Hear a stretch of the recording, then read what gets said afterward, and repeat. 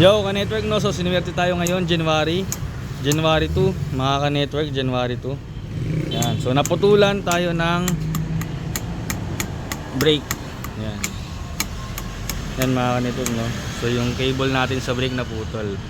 So mga ka-network, paalala nga pala na lagi natin i-check ang mga controls natin, o isa to sa brake yung controls bago tayo umalis no. Teka nga pala, idiretso na nga natin ng T-clocks. Visor down. Visor down!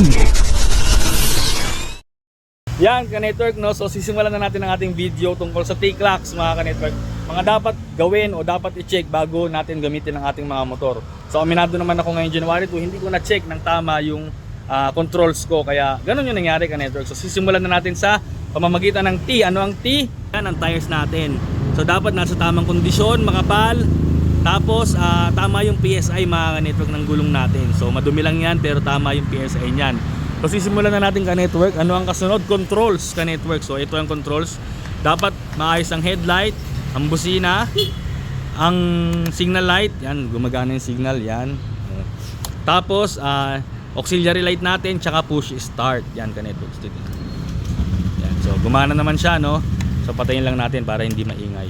Yan. So ano ang kasunod kanet ng ating video sa T-clocks ay oil. So kaka-change oil ko lang, so malamang tama pa naman yon. Pero kung gusto natin makita may dipstick, iangat lang natin yon para makita kung okay pa yung oil natin. Ang kasunod ay ang chassis ka-network. So ito yung chassis na dapat walang alog, okay lahat yung chassis natin. Sunod mga ka-network ay yung stand. So ayan yung stand natin, dapat gumagana lahat. Yeah, maayos. Yan. So ayun ang T-clocks mga ka-network. So kasama nga pala sa controls natin yung ilaw mga ka-network. So dapat gumagana yung ano natin, signal light, hazard light, kung i-high beam natin tsaka ilo-low beam, bubuksan ko lang ka-network ha.